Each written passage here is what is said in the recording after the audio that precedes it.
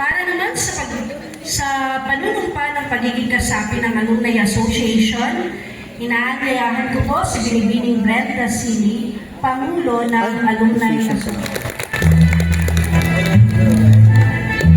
Inaanyayahan ko po ang mga completers na magsitayo po at pakitaas ng kanang kamay. Kami, pagkisunod po, kami, bilang bahagi ng samahan ng mga nagsipaglipat antas sa pambansang mataas na paaralang vokasyonal ng Magallanes, ay taimtim na nanunumpa,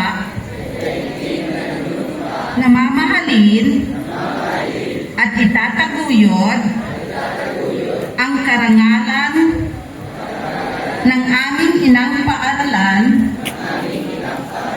pananatilihin ang kanyang mga tradisyon